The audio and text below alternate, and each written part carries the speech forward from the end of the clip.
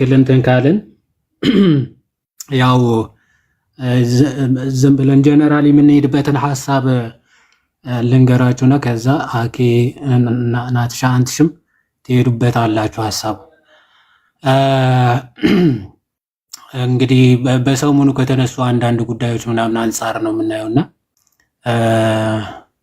መጀመሪያ ይሄ የሆነ አንዳንዴ አንድ ፕሮቴስታንት ተነስቶ ኢየሱስ ምናምን ስላለ የሆነ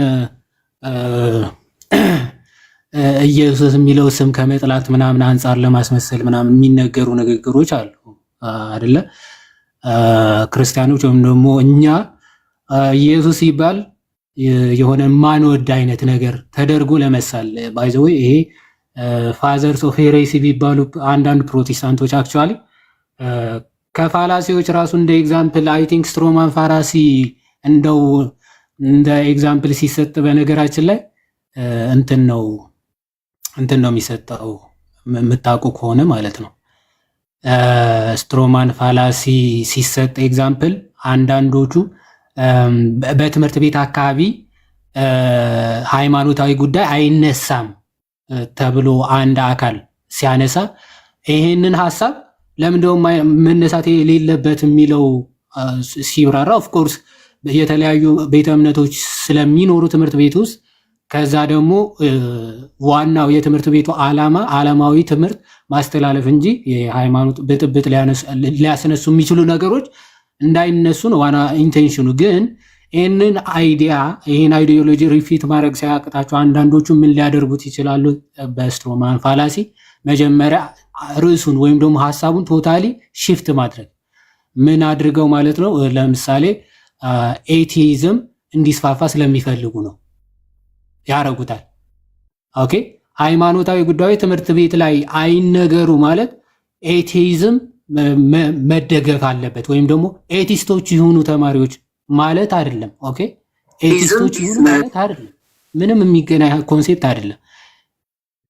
ሶ ይሄን ሪፊት ማድረግ ሲያደርግ ኦኬ ሃይማኖታዊ ጉዳዮች በትምህርት ቤት አይነገሩ ማለት ኤቲዝም ወይም ደግሞ ሃይማኖት አልባ ይሁኑ ሰዎች ማለት ነው ብለህ ሽፍት ታደርገውና ለዚህ ሐሳብ ቢያንስ ዲባንክ ለማድረግ ወይም ደግሞ በማህበረሰቡ ተቀባይነት እንዳይኖረው ለማድረግ ይሄንን ኢሹ ምላሽ ትሰጥበታለህ። ለዚህ ሐሳብ ምላሽ ትሰጣለህ፣ ለዛኛው ስለማችል ማለት ልክ እንደዚያ ፕሮቴስታንቶች ልጅቷ ያደረገችው ወይም ደግሞ የተናገረችው ቶፒክ ወይም ደግሞ ሲነሳ የነበረው ሐሳብ ሪፊት ማድረግ ሲያቅታቸው አይ ልጅቷ እኮ ኢየሱስ ስላለች ነው ብለው አይዲያውን ሽፍት በማድረግ ምናምን የማይሆን ምስል ምናምን ለመስራት ሲሞክሩ ነበር።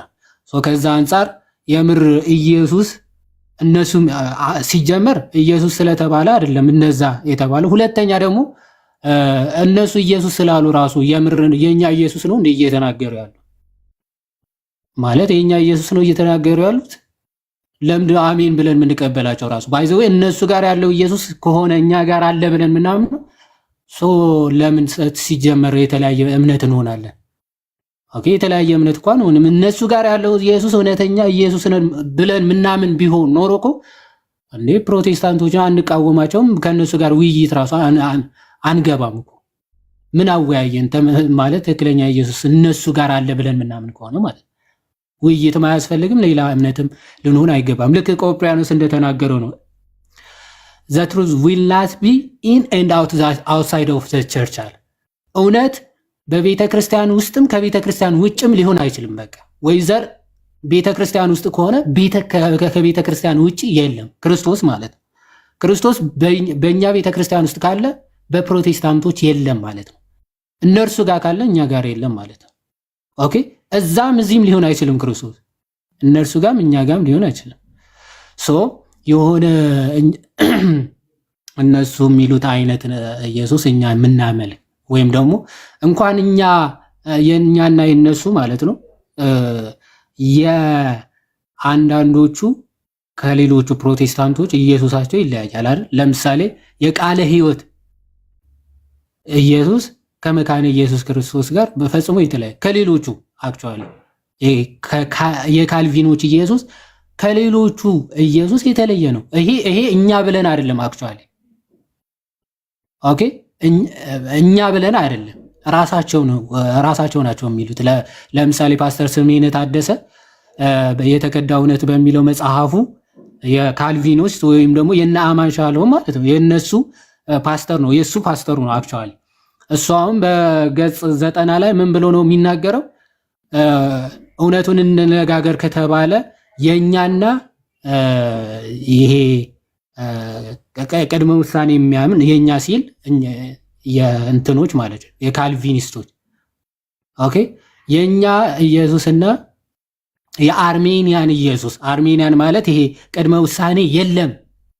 ኦኬ፣ የአርሜኒያን ኢየሱስ ወይም ደግሞ ይሄ ቅድመ ውሳኔ የለም፣ ሰው ተወስኖበት ነው ሚድ ነው ፕሪዴስቲኔሽን ማለት ነው። እሱ የሚያምኑ ፕሮቴስታንቶች በመካከላችን ያለው ኢየሱስ የተለያየ መሆኑን ላርዳችሁ ነው የሚለው ወይም ላብስራችሁ ይላል። ሶ የተለያየ ኢየሱስ ነው ያለን ብሎ ነው የሚያምነው። ኦኬ ሶ የሆነ አንድ አይነት ማለት ሌላ ኢየሱስ ሲባል በነገራችን ላይ የሆነ አካል ኖሮት እኔ ኢየሱስ ነኝ እያለ መጣ ማለትም አይደለም። ሐዋርያ ቅዱስ ጳውሎስ እንደሚናገረው እኛ ያልሰበክነው ሌላ ኢየሱስ ይላል አይደል? ሐዋርያቶቹ ከሰበኩት ሐዋርያነ አበው ካስተማሩት ኢየሱስ የተለየ ሌላ ኢየሱስ ካስተማሩ በቃ ሌላ ኢየሱስ ራሳቸው ሰርተዋል ወይም ደግሞ አምጥተዋል ማለት ነው እነዚህ ሰዎች። ሰው ከዛ አንጻር የሚታይ ነው። ሌላ ኢየሱስ ስንል የሆነ ሌላ አካል መጥቶ ምናምን አለ ሌላ ኢየሱስ የሚባል አለ ማለታችን አይደለም። ግን ለሐዋርያቱ የተገለጠው ጌታ ለሐዋርያቱ ትምህርቱን የገለጠው ጌታ ኦኬ፣ ከሱ ትምህርት ወጥተው ሌላ ትምህርት ከመሰረቱ ሌላ ኢየሱስ ነው እያመለኩ ያሉት ወይም ደግሞ ሌላ ኢየሱስ ነው እየተከተሉ ያሉት ማለት ነው። ከዛ አንጻር የሚታይ ነውና እዛ ላይ እንሄድበታለን። ኦኬ ከዛ ቀጥሎ ደግሞ ይሄ ፕሪዴስቲኔሽን ከፕሪዴስቲኔሽን አንጻርም የተነሳ ሐሳብ ነበር ወይም ቅድመ ውሳኔ ማለት ነው። ኦኬ የሚጠፉትም የሚድኑትም አስቀድመው ተወስኖባቸዋል የሚለው ትምህርት የሚያስተምሩ ፕሮቴስታንት ወንድም እህቶቻችን አይ ኖ ሰው ተወስኖበት ሳይሆን የሚድነው ኦኬ አምኖ ሲቀበል ክርስቶስን ሲቀበል ነው የሚድነው የሚሉ አካላት keep your live engage turning your camera static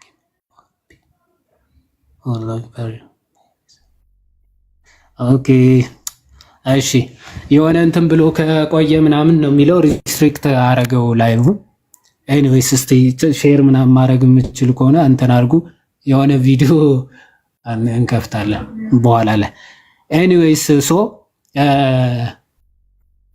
እነዚህ ሁለት አካላት ራሱ በዚህ ማለት የሆነ ልጅቷ በተናገራችሁ ጉዳይ አንድ ነን ማለት አንድ ሆነው እንደዚህ ስለተባለን የተናደዱ ምናምን አይነት ነገርም ለማለት ሲሞክሩ ነበርና ማለት ሌላ ባዕድ ኢየሱስ እየተባባላችሁ የሆነ አንተ ጋር ያለው ኢየሱስ ከእኔ ጋር ካለው እኛ ከምናመልከው ኢየሱስ የተለየ ነው ብላችሁ እርስ በርሳችሁ እየተነጋገራችሁ ዘን የሆነች ልጅ መጣ የየትኛው ተከታይ እንደሆነች ራሱ በውሉ የማይታወቅ ልጅ መጣ እንደዚህ ምናምን አክቹአሊ የት እንደምትሄድ ሊታወቅ ይችላል። ግን እምነታቸው እዛም ቢሄዱ እምነታቸው ምን እንደሆነ ሊታወቅ ስለማይችል የፕሮቴስታንቶች ማለት ነው። ዞሮ ዞሮ እንዲህ ብላ ለተናገረች ሰው አንድ ላይ ሆኖ ኢየሱስ ስለተባለ ምናምን ብሎ ፖለቲካ ለመስራት መሞከር እንዴት ይታያል የሚለውም በተወሰነ ለማየት እንሞክራለን እና ኦኬ ከናቲሻ ናቲ ጀምርና ከዛ መኩ ትቀጥላለህ።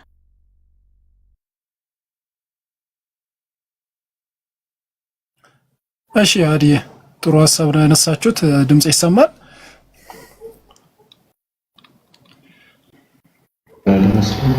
ያ ይሰማል። ናቲ ቀጥል። እሺ ጥሩ ሀሳብ፣ በጣም አሪፍ ሀሳብ ነው የተነሳው። ቶፒኩ ምንድነው? ለምሳሌ በእንዲህ አይነት መንገድ ብናቀርበው ለምንድነው ኦርቶዶክሳውያን ወይም ደግሞ የጌታ ቤተክርስቲያን ያሉ አገልጋዮችና ምዕመናን ሁሉ ለአስተምሮ ከፍተኛ ጥንቃቄ የሚደረግበት ምክንያት ምንድነው የሚለውን ነገር ራሱ ኢንፋሲስ ብንሰጥ ጥሩ ነው ብዬ አስባለሁ። ለምንድነው አስተምሮ ዶክትሪን፣ አስተምሮ ዶግማ በጣም ሲሪየስ ጉዳዮች ናቸው እየተባሉ ተደጋግመው የሚነሱበት ምክንያት ዶግማ ወይም አስተምሮ የምንለው ከአንድ ሰው የዘላለም ህይወቱ ጋር ኢቭን ከአይምሮ ቅኝቱም ጋር የሚያያዝ ስለሆነ ማለት ነው። አንድ ሰው ዶግማው ወይም ደግሞ አስተምሮ የያዘው አስተምሮ ህይወቱን ይመራዋል፣ አመለካከቱን ይመራበታል፣ ንጽረተ ዓለሙን ይመራል፣ ይሄ ወርልድ ቪውን ይመራል። ኦርቶዶክሳዊ ብዙ ጊዜ ምናልባትም ጥያቄ ለሚፈጥርባቸው ሰዎች ከኛ እምነት ውጭም ላሉ እንዲሁም ደግሞ ለአንዳንድ ኦርቶዶክሳውያንም እንኳን ግልጽ ለማድረግ ያህል ለምንድን ነው አስተምሮ እያላችሁ ሙጭጭ የምትሉት ተብለን ብንጠየቅ አስተምሮ የዘላለምን ስለሚወስን አንድ ሰው መጨረሻውን ስለሚወስን ለቅዱሳን አንድ ጊዜ ፈጽሞ ለተገለጠ ሃይማኖት እንድትጋደሉ ጽፈላችሁ ዘንድ ግድ ሆነብኝ አይደል ያለው ይሁዳ።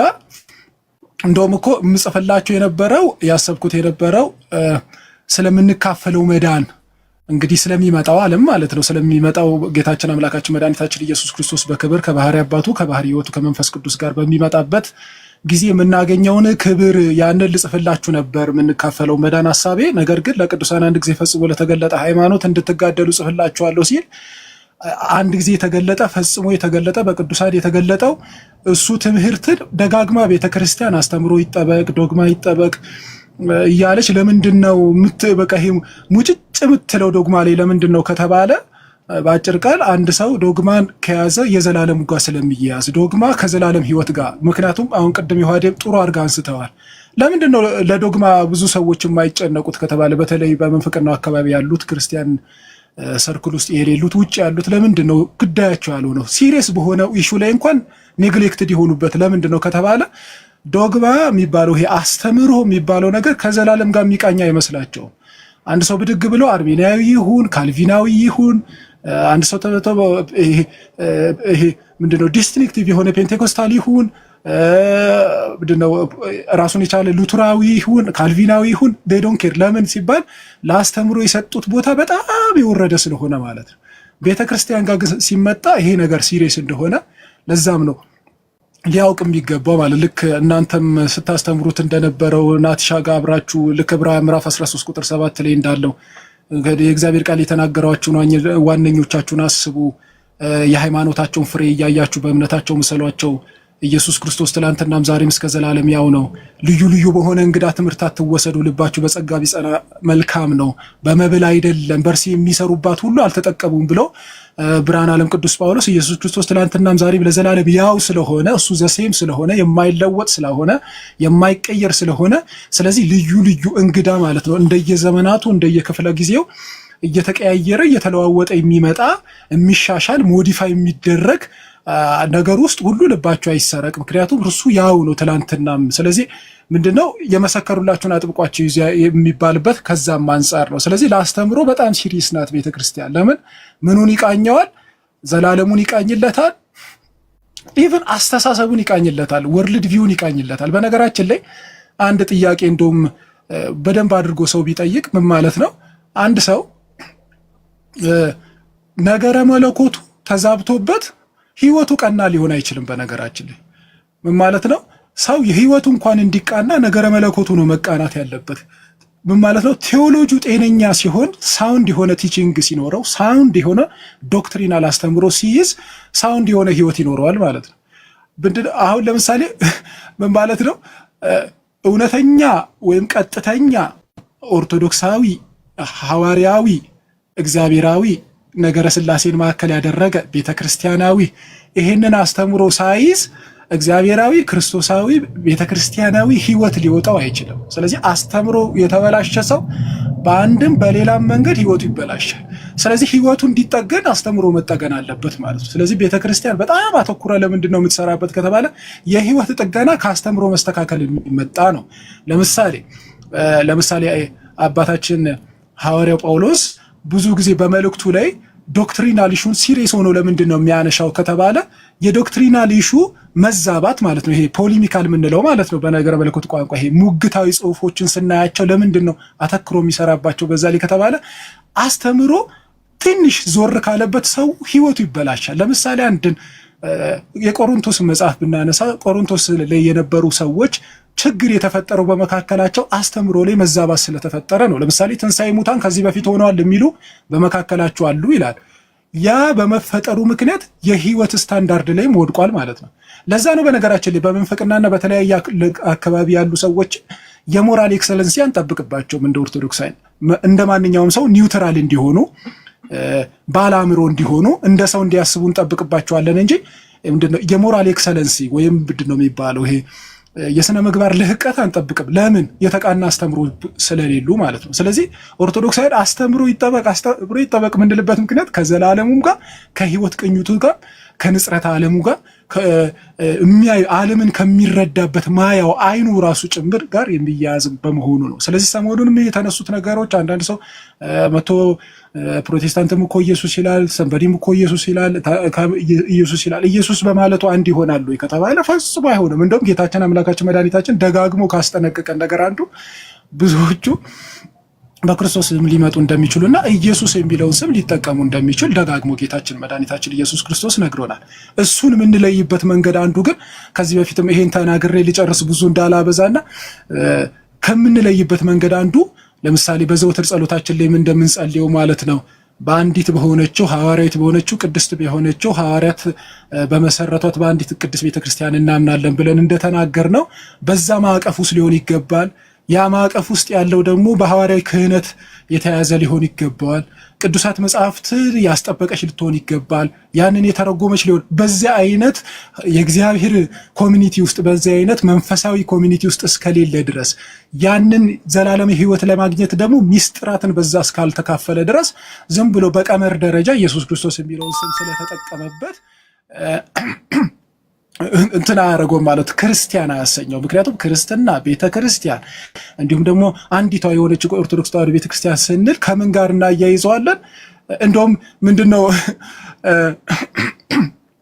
ምንድነው ሐዋርያት ሥራ ምዕራፍ 8 ቁጥር 37 ላይ ትዝ ይላችሁ እንደሆነ ወንድሞቼ ኢትዮጵያዊ ጃንደረባ ባኮስ ያወጀው አዋጅ ልክ ቅዱስ ጴጥሮስ በማቴዎስ ወንጌል ምዕራፍ 16 ቁጥር 17 ላይ ወይም ከቁጥር 16 እስከ 17 የተናገረው ጋር ዘሴም ነው ይባላል።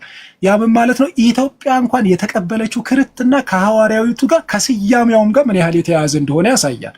ምን ነበር ያለው ቅዱስ ጴጥሮስ?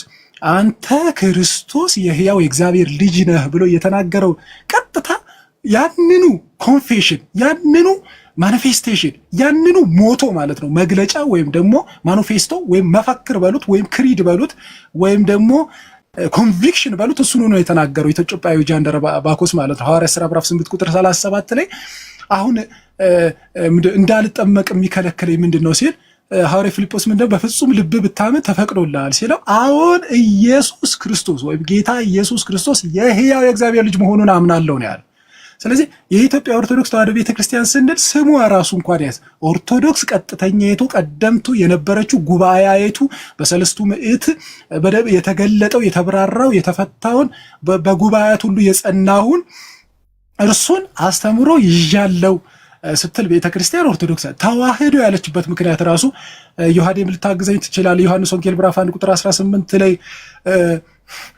ምንድን ነበር ያለው? እግዚአብሔርን ያየው አንድ ስንኳ የለም በአባቱ እቅፍ ወይም በአባቱ ሪና ያለው አንድ ልጅ እርሱ ተረከው ብሎ ለእግዚአብሔር አልቦ ዘርዩ ግምራ አላ ወልድ ዋህድ ዛሉ ውስጥ ሕፃን አቡቱ ነገረነ ሲል እኮ በአባቱ እቅፍ ያለ ወልድ ዋህድ የተባለው ይሄ ሞኖጌኔሲዮስ ማለት ነው። አንድያ ልጅ ብቸኛ ልጅ ልክ ብዙ ጊዜ እንደመፈክር የሚናገሩት ዮሐንስ ወንጌል ምዕራፍ 3 16 ላይ እስመ ከመ ዘአፍቀሮ እግዚአብሔር ለዓለም እስከ ወልድ ዋህድ ወበዝ ከመ ኩሉ ዘየምንቡት ይታጎላላ የረከብ ሕይወት ዘላለም የሚለው ማለት ነው። ወልድ ዋህድን አንድያ ልጁን ሞኖጌኔሲዮስ የተባለውን አንድ ልጁን እርሱን ሰጠን ካለ ኦርቶዶክስ ተዋሕዶ ስንል ቀጥተኛ በጉባኤ የጸናችው ተዋሕዶን የምታመን ከሶስቱ ቅዱስ አንዱ ቅዱስ በተለየ ግብሩ በተለየ ኩነቱ የኛን ስጋ የነሳ ማለት ነው። ባህሪያችንን ያከበረው ማለት ነው። ከፍ ያደረገው ማለት ነው። እርሱን አንድ ብላ በተዋሕዶ የምታገበረው ወይም የአፌሳይት ክርስቶሎጂ እኛ እንደምንከተለው ያንን ስትል ስያሜዋ ራሱ ቅዱስ ጴጥሮስ በማቴዎስ ወንጌል ምዕራፍ 16 ቁጥር 17 ላይ ያወጀውን ኢትዮጵያ ጃንደረባ ባኮስ በሐዋርያት ሥራ ምዕራፍ 8 ቁጥር 37 ላይ ያወጀውን ያንን ታምናለች። ስለዚህ ምናላት አፖስቶሊክ አፖስቶሊክ ሰክሴሽን ወይም ሊንክ አላት ማለት ነው። አፖስቶሊክ ሰክሴሽኑ ደግሞ የጸናው በጉባኤያቱም ደግሞ ትምህርት አላት ማለት ነው። ያ ጉባኤያት ደግሞ በሚስጥራት ጸንቷል ማለት ነው። ያ በሚስጥራት እየጸና የመጣው ደግሞ በሰማዕታት ዋጋ በመክፈል ደግሞ ቅዱሳት መጽሐፍትን በመተርጎምም ፕሪዘርቭም በማድረግ ይሄን ሁሉ ይዛ የመጣች ናት ቤተክርስቲያን ስንል። ስለዚህ እዚህ ማዕቀፉ ውስጥ የለውም፣ እዚህ ጉባኤ ውስጥ የለውም፣ ሚስጥራት ውስጥ የለውም፣ ሰክሰሽን ውስጥ የለውም። ነገር ግን በክርስቶስ ነኝ ማለት ፌክ ነው የሚሆነው፣ ውሸት ይሆናል ማለት ነው። ምን ማለት ነው? ቅዱሳት መጽሐፍትን ካስጠበቁት ጉባኤ ውስጥ የለውም። ቅዱሳት መጽሐፍትን ከተረጎሙት ጉባኤ ውስጥ የለውም።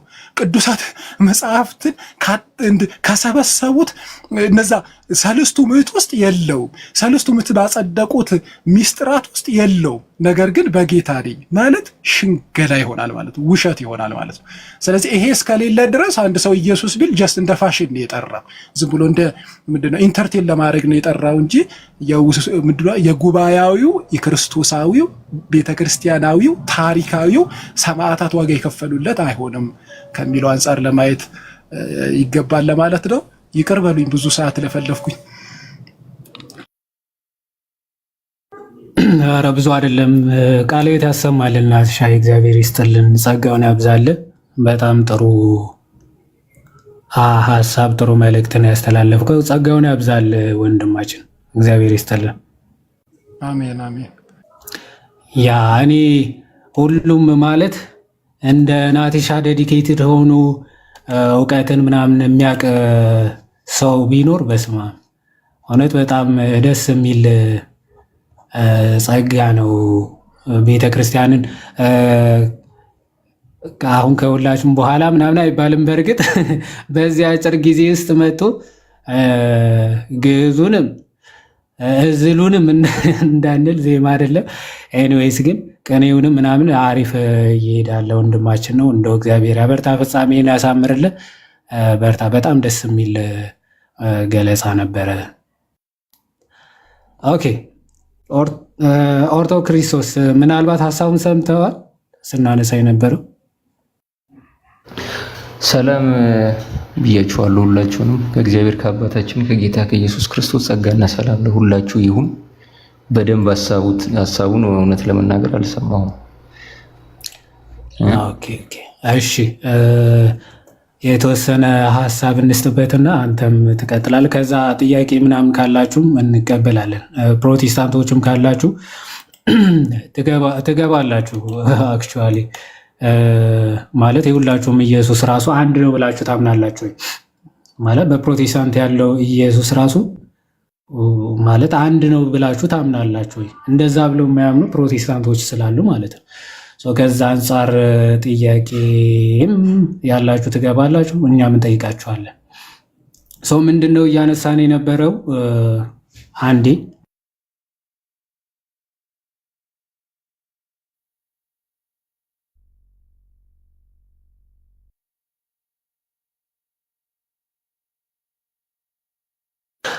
ኦኬ ይቅርታ ከተመለስኩኝ ምንድነው እያነሳን የነበረው ሀሳብ?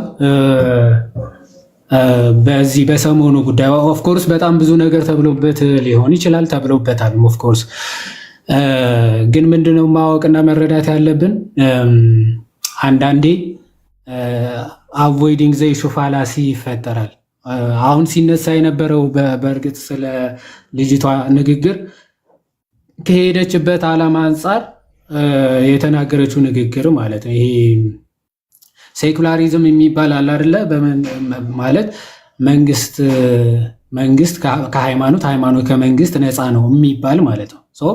አንድ የመንግስት አካል የሆነ ቦታ በዛ አውቶሪቲ ተጠርቶ ከሆነ በቃ ሊያደርግ የሚገባው ወይም ደግሞ የተላከበት ሚሽን ያንን ኃላፊነት ተሸክሞ ነው ማስተላለፍ ያለበትን መልእክት። ከዛ አልፈ ግን ወይም በራስህ ጥረት በራስህ ልፋት ምናምን ወደዛ ደረጃ ወይም ደግሞ በቃ እንዲህ ስላደረግ ምናምን የተሰማን ግለጽ ተብለ ቢሆን እሺ። ግን ይህንን ወክለ መልእክት አስተላልፍ ስትባል ፐርሰናል የሆኑ ነገሮችን ወይም ደግሞ መንፈሳዊ የሆኑ መልእክቶችን ማስተላለፍ ምናምን ትክክል አይደለም። ደግሞ በመንግስት ደረጃ ኦቶሪቲ ያለው አካል ከሆነ ማለት ነው። ይሄ እየተባለ አይ ሲጀመር ኢየሱስ ስለተባለ ነው ከተባለ ሲጀመር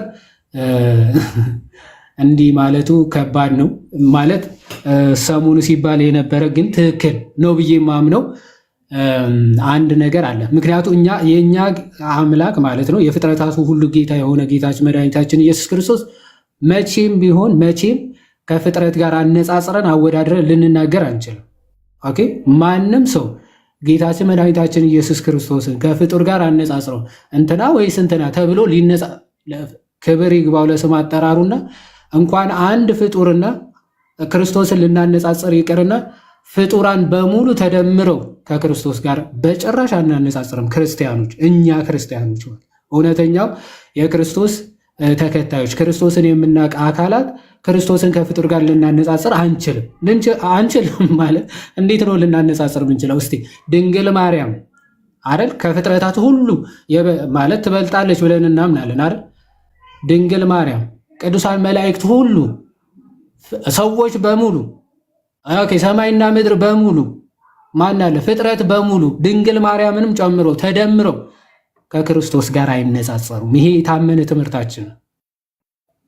ሁሉም ተደምረው አይደለም ከክርስቶስ ጋር ሊነጻጸሩ ከመለኮቱ ኃይል ያው ለመለኮት ጣት የለውም ከመለኮቱ ጣት እንኳን ሊነጻጸሩ ሊወዳደሩ አይችሉም። ሁሉም ፍጥረታት እነዚህ የክርስቶስን የመለኮቱን ብርሃን ቢመለከቱና ቢገለጥላቸው ሁሉም ይጠፋሉ። ይሄ የታመነ ትምህርታችን ሁሉም ይጠፋሉ ማለት መለኮታዊ ክብሩ ለእነዚህ ፍጥረታት በሙሉ ቢገልጥላቸው ሁሉም ይጠፋሉ። ይሄ እምነታችን ነው። ለዚህ ማሳያ ታስታውሳላችሁ አይደል? ግርማ መለኮቱ በጥቂቱ ሲገልጽ ሁሉም ወደኋላ ማለት ወደቁ አይደለ? በፍርሃት ጴጥሮስ፣ ያዕቆብና ዮሐንስ ኦኬ። በጥቂቱ ግርማ መለኮቱ በገለጠባት በዛች ተራራ ሁሉም ምን አሉ? ወደቁ። ክርስቶስ ታስታውሳላችሁ? ጭፍራ ይዘው ሰራዊት አስከትለው ችቦ ይዘው መሳሪያ ይዘው ጎራዴ ይዘው ጦር ይዘው ወደ ክርስቶስ ሲመጡ ማንን ትፈልጋላችሁ ሲላቸው የናዝሬቱ ኢየሱስን ሲሉት እኔ ነኝ በሚለው ቃሉ ስንት ሕዝብ ነበር ወደ ኋላ የጣለው? ኦኬ እንዲህ ማድረግ የሚችል ጌታ ሎት ስብሐትና ከፍጥረታት ጋር አናነጻጽርም። እኛ ግን አሁን የሆነ እናንተ የምታመልኩት አካል ሲጠራ ከድንግል ማርያም ጋር የምታነጻጽሩ ከሆነ ኦፍኮርስ አሁን እኛ በእናንተ ንጽጽር አንጻር እንድንሄድ ታደርጉናላችሁ። እውነት ለመናገር ኦኬ፣ በእናንተ ንጽጽር ልክ እንድንሄድ ታደርጉናላችሁ። የሆነ በድንግል ማርያም የሚሸፈን ኢየሱስ ነው ያላችሁ። ሰው ከእናንተ ኢየሱስ አይ ቲንክ እመቤታችን ቅድስት ድንግል ማርያም የተሻለች ነች እንድንል ታደርጉ ማለት እንድንል ትገፋፉናላችሁ። ወይም ደግሞ እንደዛ እያላችሁ ነው ራሳቸው። አክቹዋሊ ድንግል ማርያም ሲጠራ ክርስቶስን ለመሸፈን ነው የምትሉ ከሆነ ድንግል ማርያም የእናንተ ኢየሱስን ትሸፍነዋለች። የእናንተ ኢየሱስ ማን ነው ማለት ነው? ኦፍኮርስ ሐሳዊ መሲህ ነው። ሐሳዊ መሲህ ደግሞ ድንግል ማርያም ትሸፍነዋለች ማለት ትሸፍነዋለች ሲባል ታጠፋዋለችም ጭምር ማለት ነው። ኦኬ ታጠፋዋለች፣ ይፈራታልም ጭምር። ምክንያቱ የእውነተኛው ክርስቶስ እናት ስለሆነች ማለት የእውነተኛው ክርስቶስ እናት ስለሆነች ሐሰተኛው ክርስቶስ በእሷ ፊት ሊቆም አይችልም። ያ ራእይም ያለው እሱን ስለሆነ የሚያሳየን ማለት ነው። ስለዚህ ከዛ አንጻር እንመለከተዋለን። አሁን እኛ ግን ደግሞ አንዳንዴ ሌላ ኢየሱስ ነው ማለት ሌላ ኢየሱስ አለ ስንል ደግሞ ኦኬ መጽሐፍ ቅዱስ እንደዛ ይላል ማለት ሌላ ኢየሱስ አለ እንድንል ያደርገናል። እንደዛ ስንልስ የሆነ ግዴታ አንድ ኢየሱስ ነኝ እያለ የሚመጣ አካል ሊኖር የግድ ያስፈልጋል? አያስፈልግም። ባይዘው ሌላ ኢየሱስ ይመጣል ሲባል ባይዘው ሐሳዊ መሲህ እኔ ራሴ ኢየሱስ ነኝ እያለ የሚመጣ እንዳለ የታወቀ ሆኖ ኦኬ የሐሰት አባት የተባለ የአመፃ ልጅ የተባለው እሱ መጨረሻ ላይ እኔ ኢየሱስ ነኝ እያለ የሚመጣው እርሱ እንዳለ ሆኖ ነገር ግን በስብከት ደረጃ ራሱ ሌላ ኢየሱስ ሊመጣ እንደሚችል ሐዋርያ ቅዱስ ጳውሎስ አስቀድሞ ተናግሯል። ኦኬ ምን ብሎ በሁለተኛ ቆሮንቶስ መልእክቱ ምዕራፍ 11:4 ላይ የሚመጣው ያልሰበክነውን ሌላ ኢየሱስ ቢሰበክ ነው። ኦኬ በሐዋርያት ያልተሰበከ በሐዋርያነ አበው ያልተሰበከ ሌላ ኢየሱስ ቢሰበክ አለ ወይም ያላገኛችሁትን ልዩ መንፈስ ወይም ደግሞ ያልተቀበላችሁትን ልዩ ወንጌል ብታገኙ በመልካም ትታገሱታላችሁ ይላል። የሚመጣ ሌላ ያልተሰበከ ሌላ ኢየሱስ የሚሰበክበት ሰዓት ይመጣል። ያ እውነተኛው ክርስቶስ ነው? እውነተኛ ኢየሱስ ነው? አይደለም። እውነተኛው ኢየሱስ አይደለም። ግን ምን ያልተሰበከ ሐዋርያቶቹ ያልሰበኩት ኢየሱስ ግን እንደሚሰበክ ይመጣል እና ያንን የሚሰበከው ኢየሱስ ደግሞ በመልካም ትታገሱታላችሁ ነው ማለት። እኛ ደግሞ ልንታገሰው አንችልም። አትታገሱት ነው መልእክቱ ሐዋርያ ቅዱስ ጳውሎስ። በሐዋርያት አልተሰበከ በሐዋርያነ አበው የማይታወቅ ኢየሱስ ከተሰበከ እኛ እንታገሰው። ኦኬ። ወይም ደግሞ ይላል ያላገኛችሁትን ልዩ መንፈስ በሐዋርያት ያልተገኘ በ1901 የተጀመረ ሌላ ስፒሪት አለው። ኦኬ። የካሪዝማቲክ ሙቭመንት ወይም ደግሞ የፔንቴኮስታል ሙቭመንት በ1901 እስከ 06 አካባቢ አዲስ መንፈስ ወረደ ብለው በራሳቸው ይናገራሉ። ካሪዝማቲክ ወይም ደግሞ ፔንቴኮስታል ይላሉ። አዲስ መንፈስ ወረደልን ብለው ማለት ነው። ስለዚህ ያላገኛችሁትን ከሐዋርያት ያላገኛችሁትን ሌላ መንፈስ ልዩ መንፈስ፣ ከዛ ደግሞ ይቀጥላል ያልተቀበላችሁትንም ልዩ ወንጌል ብታገኙ ይላል። ስለዚህ ሐዋርያት ያልሰበኩት ወንጌል እንደሚኖር፣ ሐዋርያት ያልተቀበሉት ሌላ መንፈስ እንደሚኖር፣ ሐዋርያት ያልሰበኩ ደግሞ ሌላ ኢየሱስ እንደሚሰበክ መጽሐፍ ቅዱስ ይናገራል። ይሄን ሁሉ የሚደረግ ከሆነ ሌላ ኢየሱስ፣ ሌላ መንፈስ፣ ሌላ ወንጌል ሰዎች በራሳቸው ሊሰብኩ ሊያስገቡ ሊቀበሉ እንደሚችሉ መጽሐፍ ቅዱስ ከተነገረ ከመጽሐፍ ቅዱስ ከሐዋርያት ትምህርት ሐዋርያነ አበው ከሰበኩት ውጪ የመጣ ማንኛውም ቤተ እምነት የራሱ ኢየሱስ፣ የራሱ ወንጌል፣ የራሱ መንፈስ የተቀበለ ነው ማለት የተቀበለ ነው። ለዛ ነው ሐዋርያ ቅዱስ ጳውሎስ ለጢሞቴዎስ በላከው መልእክቱ በአንደኛ ጢሞቴዎስ ምዕራፍ 4 አይ ቲንክ ምዕራፍ 4 ከቁጥር 11 ጀምሮ እንዲህ ይላል፣ ይህን እዘዝና አስተምር ይላል። ለጢሞቴዎስ ነው መልእክቱ የሚናገረው። በቃልና በኑሮ በፍቅርም በእምነትም በንጽህናም ለሚያምኑቱ ምሳሌ ሁን እንጂ ማንም ታናሽነትህን አይናቀው ይላል ጢሞቴዎስን። ይቀጥልና እስክመጣ ድረስ ለማንበብና ለመምከር ለማስተማርም ተጠንቀቅ አለ። ለምን? ለማንበብ ለመምከር ለማስተማርም ተጠንቀቅ ይላል። ስለዚህ ሁልጊዜ ጥንቃቄ የሚያስፈልጋቸው ነገሮች አሉ። ስታነብ ጥንቃቄ ያስፈልጋል። ስትመክር ጥንቃቄ ያስፈልጋል። ስታስተምር ጥንቃቄ ያስፈልጋል። ይቀጥልና በትንቢት ከሽማግሌዎች እጅ መጫን ጋር የተሰጠህን እኔ በጣም ነው የሚገርመኝ። ባይዘው በደንብ አሰው ጥንቃቄ የሚያስፈልጋቸው ንባብ፣ ምክር፣ ከዛ ማስተማር ተጠንቀቅ ካለ በኋላ በትንቢት ከሽማግሌዎች እጅ መጫን ጋር የተሰጠህን። ስለዚህ እጅ መጫን የተሰጠ ስልጣን እንደሆነ ሰዎችን ወይም ደግሞ ሽማግሌዎችን ካህናትን የመሾም ስልጣን ተሰጥቷል እያለው ነው ጢሞቴዎስን ማለት ስልጣን መሰጠት አለ ማለት የተሰጠ ስልጣን አለ ለጢሞቴዎስ ማለት እሱ ደግሞ የሚሾማቸው እሱ ተሾሟል። ከዛ ደግሞ እሱ ደግሞ ሽማግሌዎችን እንዲሾም ስልጣን ተሰጥቶታል። የተሰጠህን አለ በአንተ ያለውን የጸጋ ስጦታ ቸል አትበል። ያ ስጦታ ደግሞ የጸጋ ነው። ኦኬ የሚሰጥ ጸጋ ነው። ቸል አትበል። ሽማግሌዎችን ስትመርጥ እጅ ስትጭን ኦኬ አንተ ያ የተሰጠህ እጅ መጫን ስልጣን የመስጠት ካህናትን የመሾም ስልጣን ኦኬ ቸል አትበል። ቀጥሎ ምን ይላል? ማደግህ በነገር ሁሉ እንዲገለጥ አለ። ይህን አስብ፣ ይህንም አዘውትር ይላል። ማደግህ በምን በነገር ሁሉ እንዲገለጥ ይህን አስብ አለ። ይህንም አዘውትር ምን ኦኬ ምን ያስብ ምን ያዘውትር? ያው 16 ለራስህና ለትምህርትህ ተጠንቀቅ።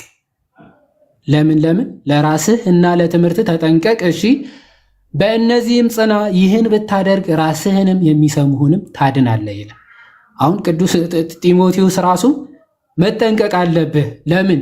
ለራስህ በምን በትምህርት ማለት በትምህርት መጥፋት አለ። ትምህርት መሰረታዊ ነገር ነው።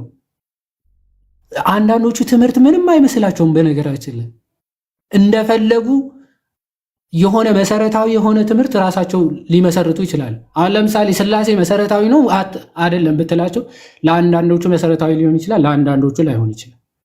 ክርስቶስ ለዓለም ነው የሞተው ወይስ ለተወሰኑ ነው የሞተው? ለአንዳንዶቹ መሰረታዊ ሊሆን ይችላል፣ ለአንዳንዶቹ መሰረታዊ አይደለም። ታስታውሳላችሁ አይደለ? እነ ሜሎስ፣ እነ ኤፍሬም፣ እነ አማን ሻሎም ምናምን በዚህ ጉዳይ ለአንዳንዶቹ እንዲህ ከተባለ በጣም መሰረታዊ ነገር ነው። ኦኬ ለመዳን ማለት መሰረታዊ ትምህርት ነው፣ ይህን ካልተቀበልክ የዘላለም ሕይወት አታገኝም ብለው ሲቃወሙ ነበር። ይሄ ክርስቶስ ለዓለም አልሞተም የሚለውን ትምህርት ማለት ነው። ለአንዳንዶቹ ደግሞ አይ ክርስቶስ ለዓለም ሞቷል ብትልም አልሞተም ብትልም መሰረታዊ ነገር አይደለም፣ ኦኬ ለመዳን መሰረት አይደለም ብለው ደግሞ የሚያምኑ አሉ። መሰረታቸው ወይ መሰረታዊ ትምህርትና ነው ወይስ አይደለም የሚለው ራሱ እያንዳንዱ እንደገዛ ፈቃዱ መሰረታዊ ትምህርት ሊሆን ይችላል፣ ለአንዱ ላይሆን ይችላል ማለት። ስለዚህ ቅዱስ ጳውሎስ ግን ምን አለ? ለራስህና ለምን ለትምህርት ተጠንቀቅ አለ። ባይጠነቀቅስ ባይጸናስ በእነዚህም ጽና አለ። ይህን ብታደርግ ለትምህርት ብትጠነቀቅ ለራስህ ብትጠነቀቅ ምን ትሆናለህ? ራስህንም ታድናለህ፣ የሚሰሙህንም ታድናለህ። የሚያድን ትምህርት ስትይዝ ነው። አንተ መጀመሪያ አንተ የሚያድን ትምህርት ሲኖርህ ነው ለሰዎች ራሱ ሰብከ የምታድናቸው። አንተ የሚያድነውን ትምህርት ሳትይዝ እንዲህ ሌሎችን ብትሰብክ ማለት ነው አንተ ራስህንም ታጠፋለህ፣ የሚሰሙህንም ይዘህ የምትጠፋው ራስህንም የሚሰሙህንም ይዘህ ትጠፋለህ ማለት። ሰው ትምህርት በጣም ጥንቃቄ ያስፈልገዋል። በጣም ጥንቃቄ ያስፈልገዋል። እዚህ ክፍል ነው አንደኛ ጢሞቴዎስ ምዕራፍ 4 ላይ በመጨረሻው ዘመን ይላል ድህነት የሚገኝበትን ትምህርት የማይታገሱበት ዘመን ይመጣላል። መዳን የሚገኝበትን ትምህርት የማይታገሱበት ዘመን ይመጣል። ትምህርት ለመዳን አስፈላጊ ነው። ትምህርት ለመዳን መሰረታዊ ነገር ነው። ሰው ለመዳን የሚሆነውን ትምህርት የተገለጠውን እውነት እስካልተቀበልክ ድረስ በቃ you are out of salvation ወይም ደግሞ ከመዳን ውጪ ነው ማለት። የሚያድነውን ትምህርት እስካላገኘህ ድረስ አንተ መዳን ውስጥ ነኝ ማለት ልትል አትችልም። ኦኬ ትምህርትም መሰረት ስለሆነ ነው። ክርስቶስ ሐዋርያቶቹ 3 ዓመት ሙሉ ሲያስተምራቸው የነበረው አይዘው ትምህርት መሰረት ስለሆነ እንደው ማንበብ ቢሆን መሰረቱ ክርስቶስ ራሱ እንደው 3 ዓመት ሙሉ ኦኬ ከማስተምር እንደው መጽሐፍ ነገር ብሰጣቸው አንብበው ይረዱ ይድረሱበት ማለታችን ባይዘው መጽሐፍትም እኮ ነበሩ። ግን ክርስቶስ ምንድን ነው ያለው? መጽሐፍ ስለያዝክ ብቻ መጽሐፍ ስላገኘ ብቻ እውነት ታገኛለህ ማለት አይደለም። እንዴ እንደ ጸሐፍትና ፈሪሳውያን መጽሐፍትን የሚያነባል እንዴ? ያነባሉ እኮ ባይዘው መጽሐፍትን በምላት ያነባሉ። ሐዋርያ ቅዱስ ጳውሎስ የብሉይ ኪዳን መጽሐፍትን እኮ ጠጥተት አድርጎ የበላ እኮ ነው። ግን ክርስቶስን አውቆታል ማለት መጽሐፍቶችን ስላወቀ ስለተማረ አውቋቸዋል አይደል? አላወቃቸው። ክርስቶስ መጣ፣ ነገረ መጽሐፍትን አብራራ፣ አስረዳ፣ ነገረ ክርስቶስ እንደሚገልጹ ገለጸላቸው። መጽሐፍ ስላነበብክ ወይም ደግሞ መጽሐፍትን በማንበብ የእግዚአብሔርን ኃይል የምታገኙ የምታውቁ ይመስላችኋል። መጽሐፍትን ግን አታውቁም፣ ስለ እኔ ይናገራሉ አይደለም? መጽሐፍቶቹ ይዘዋቸው ግን እውነቱ ግን አላገኙም። መጽሐፍት ፈሪሳውያን፣ ፕሮቴስታንቶችም እንደዛ ናቸው። ያ ከሐዋርያት ጀምሮ የወረደው መንፈስ ቅዱስ በቤተ ክርስቲያን ውስጥ ያለው መንፈስ ቅዱስ ተቀብለ ለሐዋርያቶቹ ያጻፋቸው መንፈስ ያን ተቀብለ የተቀበሉ ሐዋርያት በዛው መንፈስ የተረዱትን የተረጎሙትን አልቀበልም ብለ በ1901 የመጣው መንፈስ የተረጎመልኝ ነው የምቀበለው ካልክ ማይ ብራዘር ዩ አር አውት ኦፍ ዲ ቸርች አለ። ከቤተ ክርስቲያን ውጪ ነህ። ከቤተ ክርስቲያን ውጪ ከሆንክ ደግሞ ምን መዳን የለም አለ እንዴ? ከቤተ ክርስቲያን ውጪ ሆነ መዳናል። የቅዱስ ቆጵርያኖስን ሐሳብ ልናገርና ወንድሞች ትቀጥሉበታላችሁ። ቅዱስ ቆጵርያኖስ መልእክቱ ይሄ ኤፒስቲል ከ73 እስከ 75 ያለውን ብታነቡት በጣም አሪፍ ክፍል ነው። ቅዱስ ቆጵርያኖስ ስለ ቤተ ክርስቲያን ብዙ ነገሮችን ይናገራል ወይም ያነሳል እና ቤተ ክርስቲያን እናቱ ያልሆነች ማንም እግዚአብሔር አባቱ ሊሆን አይችልም። ኦኬ ቤተክርስቲያን እናት ያልሆነችው ማንም ቢኖር እግዚአብሔር አባቱ ሊሆን ይችላል። በየት በኩል አባቱ ይሆናል? በየት በኩል አባቱ ይሆናል እግዚአብሔር?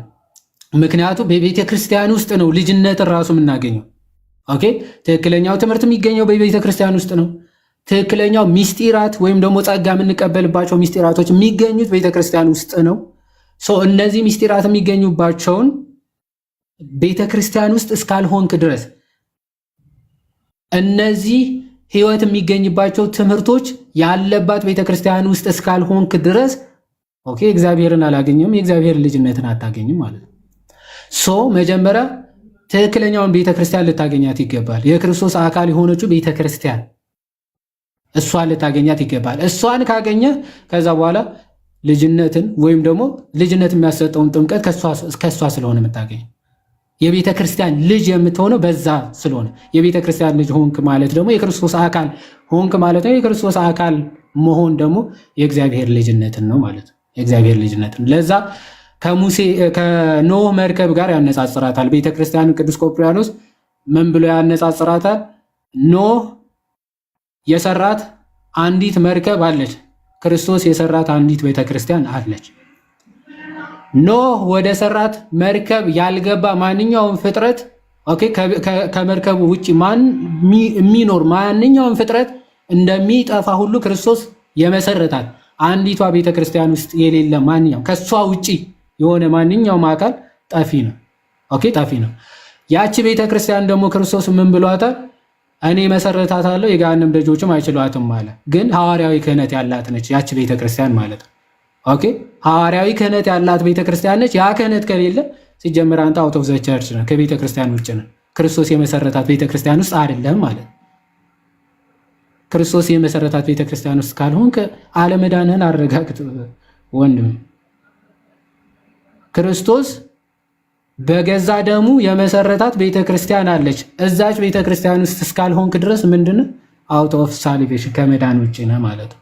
ስለዚህ ከዚህ አንጻር በደንብ ልናየው ይገባል። ኦኬ በትምህርት እንለያያለን። በትምህርት እንለያያለን ስንል ክርስቶስ የሰበከውን ወይም ደግሞ ክርስቶስ የገለጠውን ትምህርት አለ ማለት ነው። ለሐዋርያቶቹ ለቅዱሳኖቹ የገለጠው ትምህርት አለ። ያንን ትምህርት እስካልተቀበልክ ድረስ ክርስቶስን አልተቀበልከውም ማለት። እሱ ያስተማራቸው ትምህርቶች ደግሞ ብዙ ጊዜም እያነሳናቸው ነው። በምስጢራት፣ በነገረ ቤተ ክርስቲያን፣ በነገረ ክህነት፣ በሐዋርያዊ ቅብብሎች እነዚህን ሁሉ ካልጠበቅ ከመዳን ውጭ ነው የምትሆነው። ከመዳን ውጭ ነው እና ለትምህርት በጣም ጥንቃቄ መስጠት ያስፈልጋል ለማለቱ በጣም ብዙ አወራኝ። ይቅር በሉኝ ወንድሞች፣ ትቀጥላላችሁ። ከዛ ጥያቄ መቀበል እንጀምራለን ማለት ነው። አቡሻ፣ ከዛ ብሬ፣ ከዛ በኋላ ጥያቄ እንቀጥላለን። እሺ እግዚአብሔር ይስጥልኝ። ሁለታችሁ ባነሳችሁት ሀሳብ ላይ ሌላ ምንም የሚጨመር ነገር የለም። አክቹአሊ ማዕከላዊ ሀሳቡ የሚመስለኝ የቤተ ክርስቲያን አንድነት ነው። አንድነት ሲባል ሌላ አልተርኔቲቭ የሆነ ማህበረሰብ አልነበረም የለምም ማለት ነው። ምክንያቱም ክርስቶስ የመሰረተው ቤተ ክርስቲያን በሐዋርያቱ በኩል ምንም አይነት አማራጭ የሌለውና አንድ ጊዜ ተመስርቶ በመንፈስ ቅዱስ ዘላለማዊ ምሪት መሰረት እስከ በጉ ምጽአት ድረስ እስከ መንግስቱ እስከ ጌታችን ኢየሱስ ክርስቶስ መገለጥ ድረስ የሚቀጥል በሐዋርያዊ ስልጣን ፕሪዘርቭ የሚደረግ ማህበረሰብ እንዳለ መጽሐፍ ቅዱስ ኢን ኤኒ ዌይ ሼፕ ኦር ፎርም ክሊር ነው። ጌታችን መድኃኒታችን ኢየሱስ ክርስቶስ በወንጌላቱ ላይ በማቴዎስ ወንጌል ምዕራፍ 16 የሚሆን ቀጥሎ በማቴዎስ ወንጌል ድህረ ዕርገት ስለ ቤተ ክርስቲያን የተናገረውን ነገር መመልከት በሐዋርያት ስራ ላይ የተመሰረተው ማህበረሰብ እንዴት ይቀጥል እንደነበረ መመልከት በቂ ነው። እነሆ እኔ ቤተ ክርስቲያንን መሰረታለሁ የሲኦል ደጆችም አይችሏትም ብሎ ተናግሯል። ሂዱ አህዛብን ሁሉ በአብ በወልድ በመንፈስ ቅዱስ ስም እያጠመቃችሁ ደቀ መዛሙርት ያደርጓቸው እኔም እስከ ዓለም ፍጻሜ ድረስ ከእናንተ ጋር ነኝ ብሎ ይናገራል። የሐዋርያት ሥራ ምዕራፍ 2 ከቁጥር 38 እስከ 40 ድረስ ጴጥሮስ ያንን ስብከት ከሰበከ በኋላ 3000 አይሁዳውያን እነሆ ወንድሞች ወይ ምን እናድርግ ብሎ በጠየቁት ጊዜ ንስሐ ግቡ፣ ኃጢአታችሁ የሚሰረይ ዘንድ በኢየሱስ ክርስቶስ ስም ተጠመቁ። በዛን ጊዜ 3000 የሚያህሉ ነፍሳት በእነሱ ላይ ተጨመሩ። ጌታም የሚድኑትን ዕለት ዕለት እነሱ ላይ ይጨምር ነበር ብሎ ይናገራል ማለት ነው። ይሄንኑ ሲያጸና የጌታችን የመድኃኒታችን የኢየሱስ ክርስቶስ ወንድም ሐዋርያው ይሁዳ ወይ ያዕቆብ ወንድም ምዕራፍ 1 በላከው መልእክቱ ላይ ለአይሁዳዊ ክርስቲያኖች በላከው መልእክቱ ምዕራፍ 1 ላይ ይናገራል አይደል? ኤፌዝ ዋንስ ዴሊቨርድ አንዲት ጊዜ ለቅዱሳን ስለተሰጠች ሃይማኖት ተጋደሉ ብሎ እንደተናገረ ማለት ነው። ስለዚህ በጣም ባጭሩ ሁለት ነገር ነው፣ ሁለት ፒላሮች አሉት። የመጀመሪያው ማለትም እንደው በመጽሐፍ ቅዱሱ እውነት ብታምን በክርስትናው እውነት ብታምን there is still a chance ከህብረቱ ማትሆንበት ወደ ህብረቱም ራሱ የምትጨመርበት የራሱ የሆነ ህብረታዊ አውቶሪቲ ስላለ ማለት ነው። ስለዚህ ሁለት ፒላሮች አሉት። የመጀመሪያው እምነቱ ትክክለኛ ነው ወይ እዚህ አፖስቶሊክ ኦርቶዶክሲ ነው ወይ የሚለው ክራይቴሪያ አንዱ ነው። ያን ክራይቴሪያ የሚመዘነው ናይንሲኖ ኮንስታንቲኖፕሌቶ ክሪዶ በሚባለው ፌዝ ነው። ናይንሲኖ ኮንስታንቲኖፕሌቶ ክሪዶ ይሄ ኦርቶዶክስ የሆነውን ፌዝ ይዘሃል ወይስ አልያዝክም የሚለው የሚለይበት ነው አንደኛው። ሁለተኛው ልክ ቅዱስ ጳውሎስ በቆሮንቶስ መልእክቱ ላይ ስለ ክርስቲያኖች ህብረት ሲናገር በስጋ ወደሙ አንድ የሆኑትን አንድ ሆኖ የሚቀጥልን አንድ ስጋ ሆኖ የሚቀጥልን ክርስቶሳዊ ህብረት ወይም ቤተክርስቲያን ሲጠቅስ ትመለከታላችሁ። አንድ ስጋ ስለሆነን ምክንያቱም አንዱን እንጀራ ስለምንበላ ብሎ ይናገራል ማለት ነው። ስለዚህ አልተርኔቲቭ የሆነ ማህበረሰብ አልነበረም። ጥንታዊ ማህበረሰብ ነው። ጥንታዊ ክርስትና እምነት ውስጥ ነኝ ወይ ጥንታዊ ሐዋርያዊ ስብስብ ውስጥ ነኝ ወይ የሚለውን ነገር የምታረጋግጠው ወዳጅ ሆይ በአፖስቶሊክ ሰክሴሽን ያለሁበት ቤተ እምነት ጥንታዊ ነው ወይ ከሐዋርያት ዘመን ጀምሮ የመጣ ነው ወይ የሚለውን ነገር እንደ ክራይቴሪያ መወሰድ መቻል አለበት።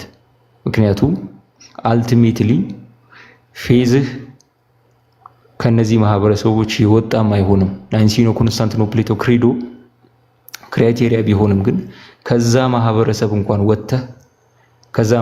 እንኳን ወጥተህ ቢሆን እምነቱን ያለመያዝ አዝማሚያ ከፍተኛ ስለሚሆን ምክንያቱም ልክ እንደ ኢቫንጀሊካል ቸርቾች ሲጀመሩ ወይም ደግሞ ኤኒ ሄሬቲክ ሲጀመር የመጀመሪያው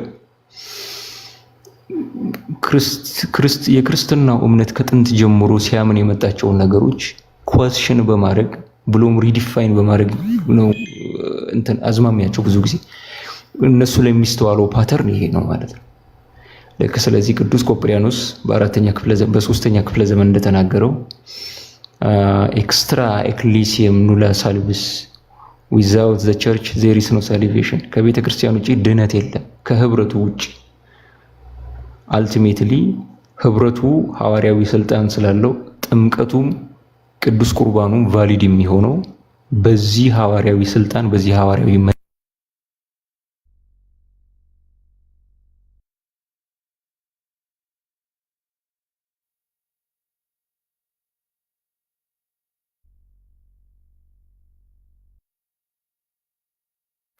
ኦኬ አይ ቲንክ አቡሻ ስልክ ገባበት መሰለኝ አይደል?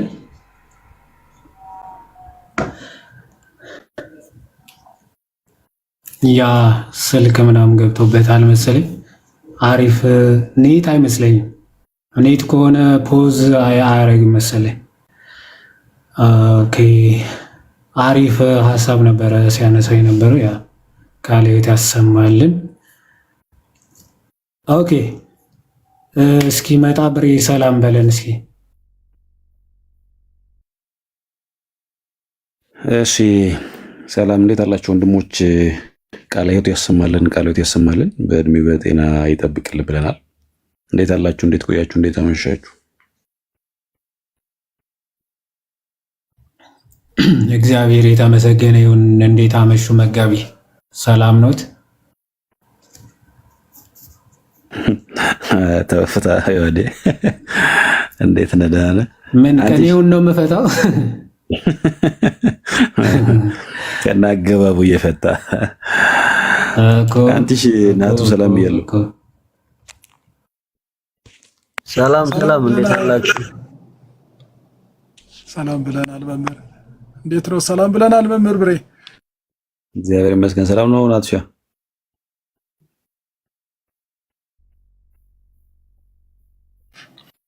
አለን።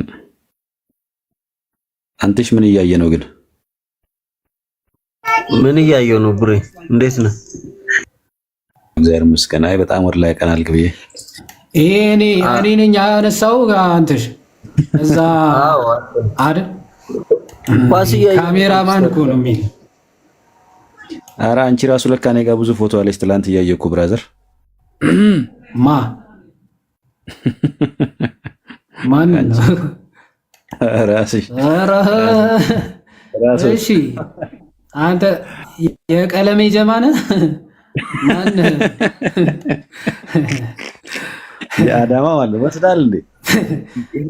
ናዝሬቱ ወስደሻል? እስቲ ላከው። ለማንኛውም ሌላ ምን ላክለት ሰው የለም ትላለህ? እዛው በጸበል አንተ። እሺ ቀጥሉ ሰዎች። ኦኬ ብሬ እስከዚያ ቀጠለና የተወሰነ ከዛ ሰው ሐሳብ ውስጥና ማለት ነው ዮሐዴ ሰው በዚህ ሐሳብ ላይ ብዙ የሚገቡም ፕሮቴስታንቶች ስለማይኖሩ እምነት ጴንጤዎች ከሉተራን ውጪ ጴንጤዎች መሰዊያ ይኖራቸው ይሆን? እሱንም ቼክ ብናደርግ መልካም ይመስለኛል ብዬ አስባለሁ። እኔማ የዛ አፖሎጂቲክስ እኮ ቪዲዮ እንድንሄድበት ምናምን ብዬ ነበረ። ያ የፔንቴኮስታል አፖሎጂቲክስ አለ አይደለ?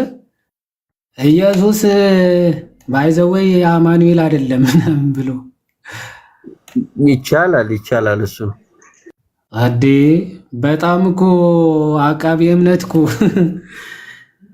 ከባድ አቃቢ እምነት እኮ ነውና እኔ ከባድ ነው። ኤኒዌይስ እስቲ እሱንም አይተን የተወሰነ ብለንበት እንዳልከው እሺ። በዛ ርዕስም ማን ይገባል ግን? ይገባሉ ብለህ ነው? ድንገት በዛ በኩል በመሰዊያው በኩል ሊገቡ ይችላሉ እንጂ ወደዚህስ አያስቡትም። ትንሽ ከበድ ይላቸዋል።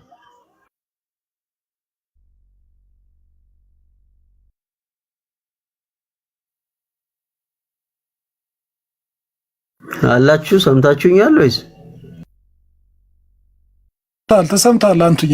አዎ ሰምተናል። አይ አለው እኮ እሺ አልኩኝ እኮ።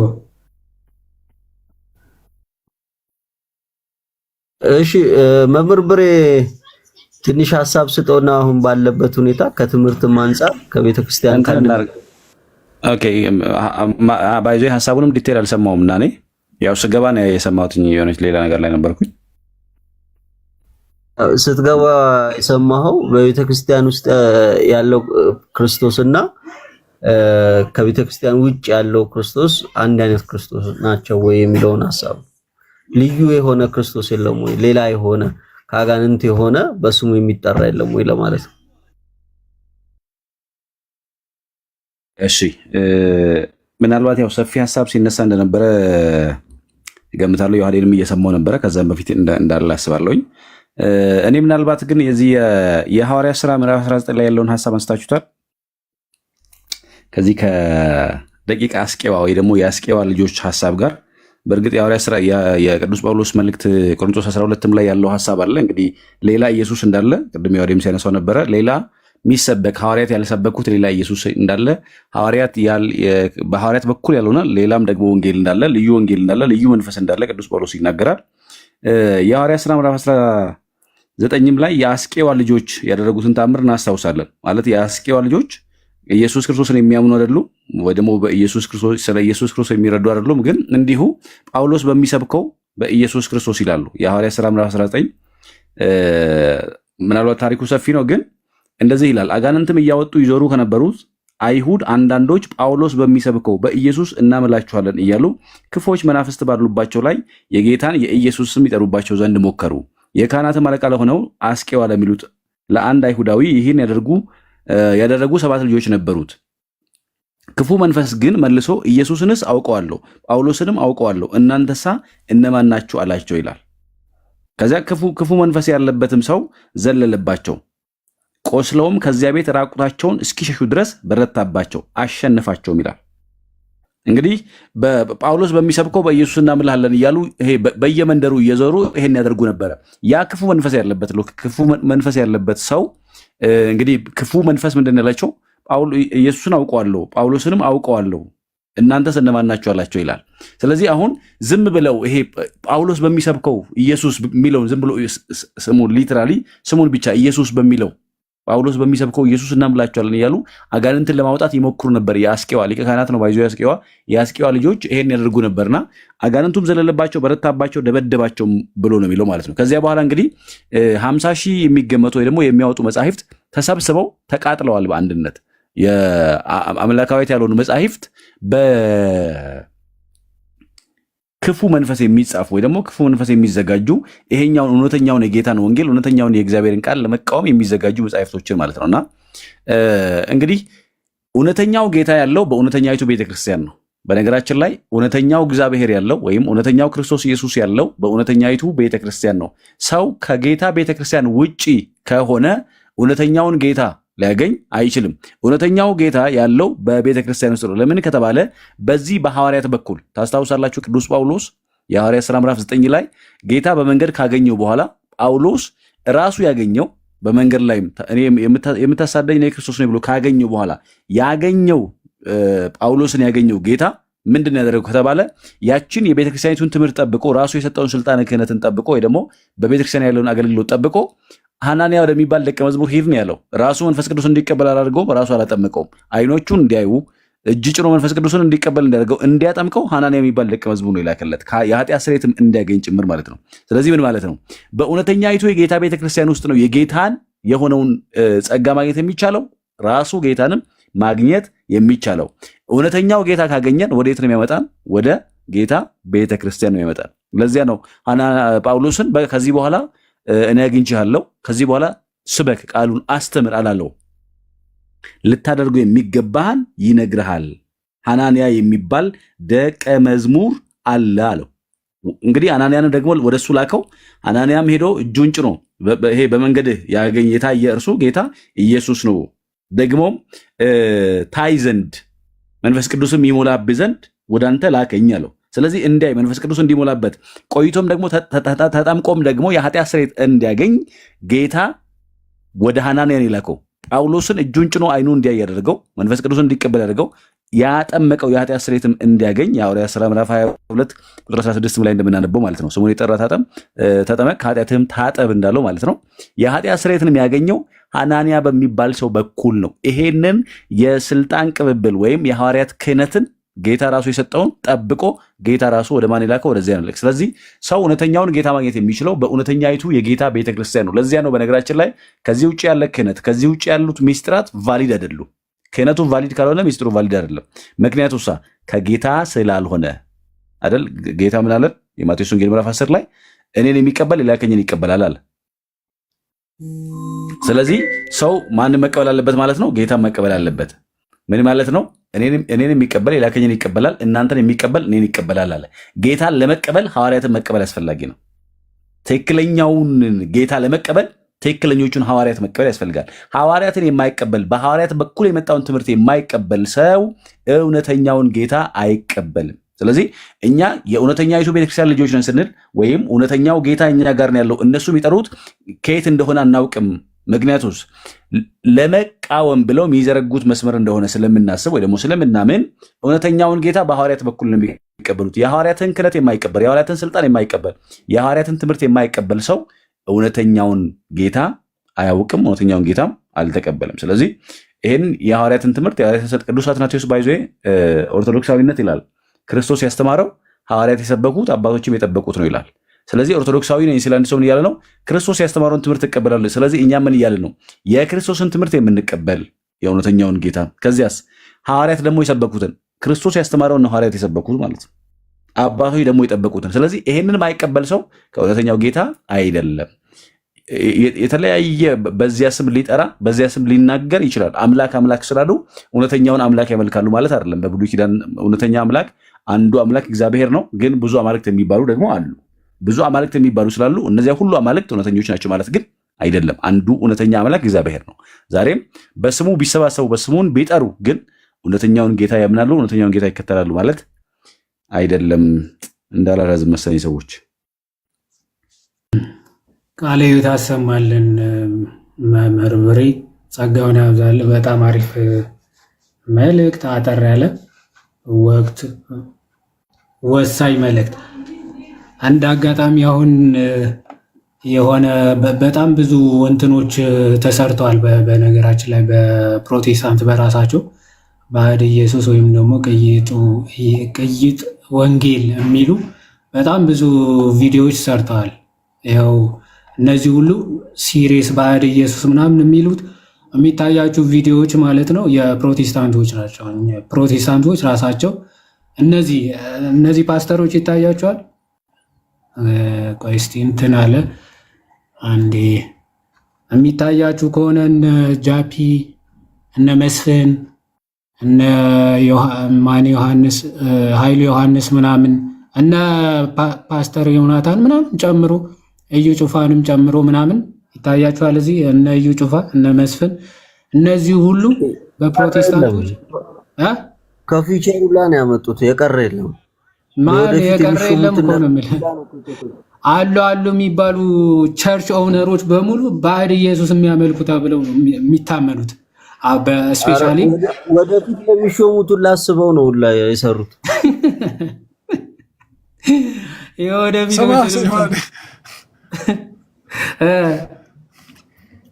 ይሄ እኮ ከጃፒ ላይ ያለው ሐዋርያው ዘላለም ተብዬው ኢየሱስ ሰየጠነ ብሎ ያስተማረው ነው። ሐዋርያው ዘላለም ይባላል። ከሱ ታች ያለው ጃፒ ሰው መንፈስ ነው፣ ነፍስ አለው፣ በስጋ ውስጥ ያድራል ያለው ነው። ዮናታን ከመቤታችን ስጋ አልነሳም ብሎ በኋላ ይቅርታ የጠየቀው ነው። በዛ ጋ ያለው ደግሞ ማነው? ቀላ ያለው ሐዋርያው ማነው ስሙ? እሱ ደግሞ ሲጄ የሚባለውን ቸርች የሚመራው ነው። መስፍን በሹ የሚባለው ለዛ ደግሞ ክርስቶስ ምንድነው አንድ ስብከቱን የሰማሁት ተኝቷልና ቀስቅሱት ነው የሚል ስብከት አንዴ ሰምቻለሁ። እና እንደዛ ብሎ እንትን ያለ ነው። ስላሴን ሶስት ሰዎች ያለ ነው። እዩ ጩፋ ደግሞ ማለት ነው የምንፍቅና ቡፌ ማለት ነው። ሁሉም ባይዘው የሚገርም ሄረስ ይሄ በሶፍት አስረጋጁ ነው መስፍን ማለት በቲቪ ሁላ የዚህ ካያችሁ ፕሮቴስታንት እህቶቻችን ከሱ ነው የምታረጉት። ቲቪ አንዷ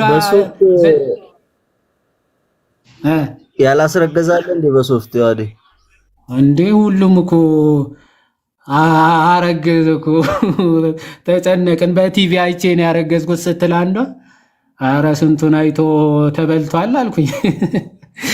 ልጆች የፕሮ ልጆች አሁን ማን ያምናቸዋል? የመስፍን አለመሆናቸው በምንድን ነው የሚታወቀው አልኩኝ። ኤኒዌይስ እሱ ነው እኚህ ጋሼ እኔ በኋላ ላይ በመጨረሻው ዘመን እዩ ጩፋ ማለት ነው በመጨረሻው ራሱ እኛ የባህሪ ልጆች እንሆናለን። ኦኬ እንደ ክርስቶስ የባህሪ ልጆች ነው ምን ሆነው ብሎ የሚያስተምር ጀግናው ነው። ይሄ የወንበር ቅብብሎች ነው።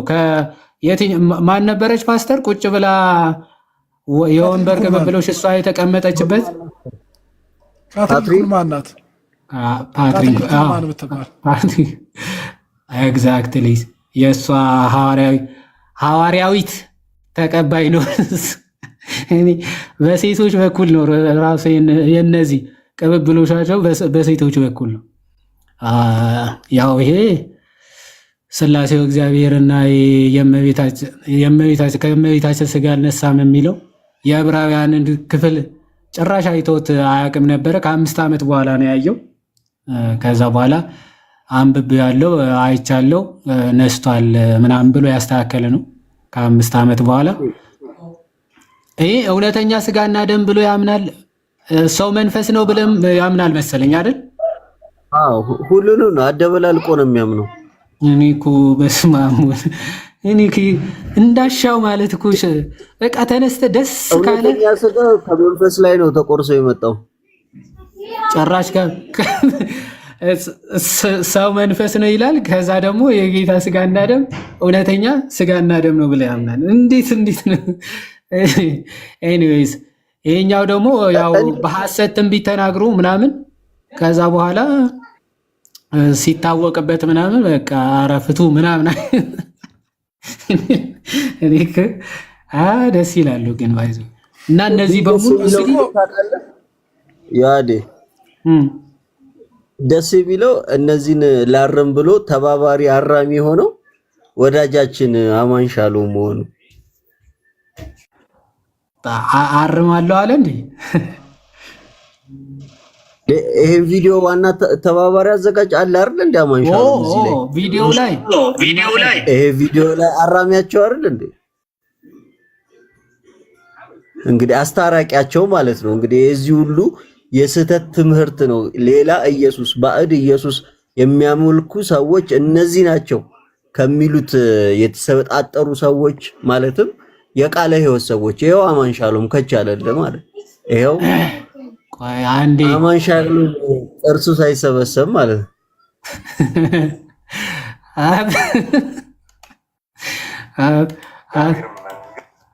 ያ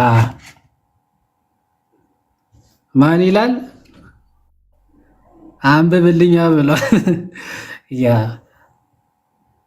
እነዚህ የባዕድ ኢየሱስ አዘጋጆች ምናምን ናቸውና እነዚህ በአንድ ላይ ተሰባስበው ባዕድ ነው ባዕድ ኢየሱስ ብለው ነው የመጡት አይደል? እኛ እዚህ ጋር ሌላ ኢየሱስ አለ እናንተ የምታመልኩት ሌላ ኢየሱስ ነው ስንል አያምኑንም። እዛው ግን በፕሮቴስታንት ሰርክል ውስጥ ያሉት ቃለ ሕይወቶች መጥተው ጴንጤቆስጣሎች አብሶ ነቢያት ደግሞ የሚያምኑት ሌላ ባዕድ ኢየሱስ ነው ኦልሞስት በጥንቆላ የሚሰራ ነው ሲሉ እነሱን እንግዲህ ምን እንደሚሏቸው እናያለን። ዝም ብለው ካዩአቸውም ይገርመኛል። በእኛ ልክ ባይጮሁብን መልካም ይመስለኛል። ያ ባይዘው እዚህ ጋር ባዕድ ይልና በትልቁ እዚህ ጋር የሚታያችሁ ከሆነ በብጫው ሌላ ኢየሱስ የሐሰተኛ አስተማሪዎች ኢየሱስ በቅዱስ ቃሉ ሲፈተሽ ይላሉ። አሁን እነዚህ ያው ጭራሽ የሆነ ሐሰተኛ ወደዛ ፊቱ አድርጎ ምናምን አይነት ራሱ የሰሩት ራሱ ማለት ነው። እነሱ የሚሰብኩት አይነት ኢየሱስ ስለውታል ራሱ በስዕል ደረጃ ራሱ ስዕል ራሱ ይፈቀዳል እንዴ? ቆይ እንዴት ነው ነገሩ ግን? እሺ ኤኒዌይስ ግን ስለውታል። ዞሮ ዞሮ የነዚህ ኢየሱስ ይሄንን ነው ብለው ማለት ነው። እዚህ ጋር ያው እንግዲህ የኢየሱስ ስዕል መሆኑ ነው ማለት ነው። እነዚህ የሚሰብኩት እንግዲህ እነዚህ ያላቸው ቸርቾች በጣም የታወቁ ናቸው አይደል? በተለይ እንግዲህ ሁሉም ፕሮቴስታንት ከተባለ ኢትዮጵያ ውስጥ አለ ከተባለ ከነዚህ መካከል የማይሄድ እኔ እንጃ አለ ብዬ ለማሰብ ይከብደኛል። አለ የማይሄድ ከነዚህ ከስድስቱ ከአንዱ የሜጋ ቸርች ባለቤቶች ናቸው። እንግዲህ በኢትዮጵያ ስታንዳርድ ከሄድን ማለት ነው ሜጋ የሚባለው ቸርች ባለቤቶች ናቸው። ይሄ ሲጀመር በመንግስት ጭራሽ ራሱ የቻለ ካውንስል ራሱ ሆኖ ነበር። አሁን እንግዲህ ይቅርታ አስጠይቀውታል ምናምን እየተባለ ነበር። ዞሮ ዞሮ ይሄ ራሱ ብቻውን የቻለ ካውንስል ነው የሚል ነው። ምንም አያመጡም አይነት ነገር ብሎ ነበር አለ። በጣም ብዙ ተከታዮች የሚገቡባቸው ፓስተሮች ናቸው። ይሄ ሁሉ ህዝብ እያስተማሩ ግን ተመልከቱ፣ ይሄ ሁሉ ህዝብ እየሄደ እየተማረ ከዛ አሜን እያስባሉ ግን የሚሰብኩት ኢየሱስ ባዕድ ኢየሱስ ነው። አይገርማችሁም? የሚሰብኩት ኢየሱስ ሌላ ባዕድ የሆነ ኢየሱስ ነው። እውነተኛው ኢየሱስ አይደለም ብለው ነው የሚያምኑ። ማይ ብራዘር እኛ ጭራሽ እርስ በርሳችሁ ባዕድ ምናምን እየተባባላችሁ ከዛ የሆነ እኛ ኦርቶዶክሶች አይ የእናንተ ኢየሱስን እኮ ቤተ ክርስቲያን አታውቀውም ሲባል ወይም ደግሞ ባዕድ ነው ሲባል ልደነግጡ ምናምን እንዴት እንዲህ ይላሉ ምናምን ልትሉ አይገባም። ኦኬ እንደዛ ማለት አይገባም። አክቹዋሊ በትምህርትም አንድ ስላልሆንን ማለት ነው። በትምህርትም በጣም ስለምንለያይ ከዚህ አንጻር የሚታይ ነው። ኤኒዌይስ ጥያቄ ያለው መሰለኝ ቃለ ሕይወት የእሱን እንቀበልና ፕሮቴስታንቶች ካላችሁ ከአሁን በኋላ መጻፍ ትችላላችሁ። አንድ ቁጥር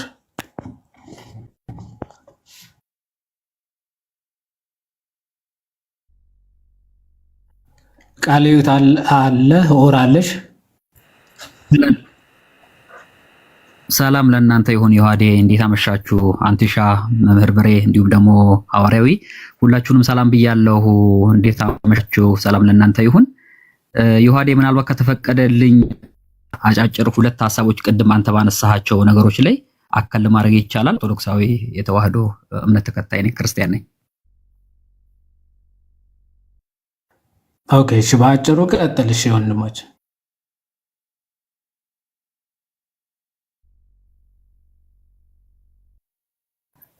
እሺ ዮሐዴ በጣም አመሰግናለሁ። እግዚአብሔር ይስጥልኝ። ቅድም በሰፊው በእርግጥ አንተ ሄደህበታል። ምክንያቱም በእኛ ኢየሱስና በእነርሱ ኢየሱስ መካከል ያለው ልዩነትና ወይም ደግሞ በቅዱስ ወንጌል ላይ የተነገረንን ባዕድ ኢየሱስ ተብሎ የተገለጠውን በሰፊው ሄደህበታል። እንደው ምናልባት ግን አንዳንድ ጊዜ በዛኛው ቤተ እምነት ወይም በፕሮቴስታንቱ ዓለም ተደጋግሞ የሚሳል የሐሰት ምስል ይታየኛል ብዙ ጊዜ። በእርግጥ እናንተም ታዩታላችሁ ብዬ ተስፋ አደርጋለሁ። ምንድነው ብዙ ጊዜ እነሱ በየመንገዱ በየሚዲያው ኢየሱስ ጌታ ነው ብለው ደጋግመው ሲናገሩ በአይምሯቸው ኦርቶዶክሳውያንን ያበሳጩ፣ እነሱ የኢየሱስ ጠበቆች፣ እኛ ደግሞ ኢየሱስን የጠላን ይልቅስ ከኢየሱስ ይልቅ ማርያምን ያገዘፍንና ያስበለጥን አድርገው በአይምሯቸው የሐሰተኛ ምስል ያለ ይመስለኛል። ደግሞ ያለውም እውነታ ደግሞ ይህ ነው። ስለዚህ ኢየሱስ ቨርሰስ ማርያም ብለው ነው እነሱ ብዙ ጊዜ የሚያስቡትና እንደው መጽሐፉን ራሱ ሲያነቡትም ሆነ ሲጠቅሱ ለሕይወትና ለመዳን ብለው ሳይሆን ኦርቶዶክሳውያንን ለመርታት፣ ለማሸነፍ ወይም ደግሞ ለመጨቃጨቅ፣ ለመነታረክ እንጂ ለሕይወት ብለው ብዙ ጊዜ የሚያነቡት አይመስለኝም። ካነበቡም አይቀር ደግሞ ብዙውን የመጽሐፍ ቅዱስ ክፍል ዘለው ወይም ደግሞ ትተው ሮሜና ገላትያ ላይ የማተኮር ነገርም እንዳለ ሆኖ ማለት ነው። ነገር ግን አሁን እዚህ ጋር ለማለት የፈለኩት ምንድን ነው፣ ወገኖቻችን በሌላ መንፈስ ውስጥ ሆነው ኢየሱስ ጌታ ነው ሲሉ እናንተ ኦርቶዶክሳውያን እኛ ኢየሱስ ጌታ ነው ስንል ለምንድን ነው አሜን ብላችሁ የማትቀበሉን? በቅዱስ ወንጌል የተነገረ ነገር አይደለም ወይ የተገለጠ ነገር አይደለም ወይ ብለው ብዙ ጊዜ እንደዚህ አይነት ስሜት የሚሰማቸው ሰዎች ይኖራሉ። ለዚህ መልሱ ቅድም ዮሐዴ ያነሳው ባዕድ ኢየሱስ ወይም ሌላ ኢየሱስ ሌላ ወንጌል ተብሎ በቅዱስ ወንጌል የተነገረ ነገር እንዳለ ሆኖ እነዚህ ወገኖች ያልተረዱትና ያልተገነዘቡት ነገር ቢኖርና እኔ አንድ ጥያቄ በጠይቃቸው በጣም ደስ ይለኛል። ለምሳሌ ፕሮቴስታንት ቤተ እምነት ውስጥ አንድ ጆባ ሄዶ ኢየሱስ ጌታ ነው ቢል እውነት አሜን ብለው ይቀበላሉ ወይ? አሬዎስ መጥቶ ኢየሱስ ጌታ ነው ቢላቸው የአሬዎስን ኢየሱስ እንቀበላለን ይላሉ ወይ? መቅዶኒዮስም ንስጥሮስም ኢየሱስ ጌታ ነው ቢላቸው እውነት ይቀበላሉ ወይ? በእርግጥ የነሱ መልስ ያሻል። ግን እውነታው በእኛና በእነሱ ኢየሱስ መካከል ሰፊ ልዩነት መኖሩ ፀሐይ የሞቀው ሕዝብ ያወቀው ጉዳይ ነው። ካዲያ እንደዚህ ሆኖ በመሰረታዊ እምነት ተለያይተን በመዳን ሕይወት ውስጥ ተለያይተን እንዴት ነው የእናንተ ኢየሱስን አሜን ብለን እንድንቀበል የምትጠብቁት? በጣም ትልቅ ስህተት መሆኑን ወገኖቻችን ሊረዱ ይገባል። ክርስቶስን ከመጥላት አንፃር አይደለም፣ እርሱን ካለማወቅ አንፃር አይደለም። ደግሞ ለኦርቶዶክሳዊ ተዋህዶ ቤተክርስቲያን ክርስቶስን እንደ ጀማሪ አሃዱ ብሎ የሚሰብካት ማን ኖሮ ነው? ሲጀመር ለዓለምስ የሰበከችው የገለጠችው እርሷ አይደለችም ወይ የሚለው ነገር በጣም መሰረታዊ ነገርና ሊሰመርበት የሚገባ ነው። ነገር ግን እውነታው ምንድነው ካዲያ ከተባለ በእኛና በእነሱ መካከል ሰፊ ልዩነት፣ ሰፊ ገደል አለ። ልክ ሉቃስ ወንጌል ላይ አብርሃም ነዌን እንዳለው ማለት ነው። በእኛና በእናንተ መካከል ሰፊ ገደል አለ፣ ጥልቅ ገደል አለ እንዳለው በእኛ ኢየሱስና በእነርሱ ኢየሱስ፣ በእኛ ወንጌልና በእነርሱ ወንጌል መካከል መቼም ሊሞላ የማይቻል በእውነትና በሐሰት በብርሃንና በጨለማ መካከል ያለውን ልዩነት የሚያሳይ ክፍተት መኖሩ ሊሰመረበት ይገባል የሚለው ነገር ነው የመጀመሪያው ልናገር የምፈልገው። ሁለተኛው ግን ዮሐዴ መጨረሻ አካባቢ ስታነሳ ስለ ቅዱሳት መጻሕፍት በጣም በሚገርም ሁኔታ ጌታችን ለክብር ምስጋና ለስሙ ይሁንና አይሁድንና ጸሐፍት ፈሪሳውያንን ወይም ደግሞ የቤተ መቅደሱን አገልጋዮች እኮ መጽሐፍትን እንደሚያነቡ ያውቃል። ነገር ግን የመጽሐፍን ቃልና የእግዚአብሔርን ኃይል አታቁምና ትስታላችሁ ግን ብሏቸዋል። ምን ማለት ነው? መጽሐፍትን አታቁም አታነቡም እያላቸው ነው? አይደለም። ለምን ከተባለ መቼስ ዕለት በዕለት በአገልግሎታቸው ስለሚያነቡት ማለት ነው። ባይሆን ግን ከቃሉ ባለፈ ወይም ከቃሉ ባሻገር ያለውን መንፈሳዊና ሚስጥራዊ ትርጓሜ ይዘት ወደ ህይወት ተርጉማችሁ አትቀበሉም አታምኑም እያላቸው ነው እንጂ ፊደሉን በፊደልነት ደረጃ ቃሉን በቃልነት ደረጃ መጽሐፉን በመጽሐፍነት ደረጃ አታነቡም አታቁም እያላቸው ግን አይደለም። ምክንያቱም ብዙ ጊዜ እነሱ በቃላቸው ሸምድደው በተለይ የመዝሙራትን መጽሐፍት ሪሳይት ስለሚያደርጉ ወይም ስለሚደግሙ ማለት ነው። የኦሪት መጽሐፍትንም ደግሞ በየስርዓት አምልኮታቸው ስለሚያነቡ። ነገር ግን ቅዱስ ኤፍሬም ታላቁ የቤተክርስቲያናችን አባት ሁለት ነገሮችን ያስቀምጣል መጽሐፍት ንባብን በተመለከተ ማለት ነው። የመጀመሪያው ዝም ብሎ አንድ ሰው ጸሎት ሳያደርግ እግዚአብሔርን ሳይለምን ቅዱሳት መጻሕፍትን ከፍቶ ሊያነብ ይችላል። ከምን አንጻር? ታሪክን ለማወቅ ሊሆን ይችላል። አንዳንድ ጉዳይ ይሄ ዓለማውያን ሁሉ የሚያደርጉት ነገር ነው። በክርስትና ባያምኑም ወይም ደግሞ በመጽሐፍ ቅዱስ ባያምኑም እንደው ክርስቲያኖችን ለማሳት የሆነ ጥቅም ካገኘንበት ብለው ሊሆን ይችላል። ወይ ደግሞ ታሪክን እንዲሁ እንደ አንድ ልቦለድና እንደ አንድ ሌላ ዓለማዊ መጽሐፍ ቆጥረውት ሊያነቡት ይችላሉ። ምናልባትም አንዳንድ ሰዎች እንደዚህ ይላሉ፣ መጽሐፍ ቅዱስን 99 ጊዜ በልቼዋለሁ አንብቤዋለሁ ይላሉ ይችላሉ። ከምን አንጻር? ጥሬ ንባቡን በማንበብ ብቻ።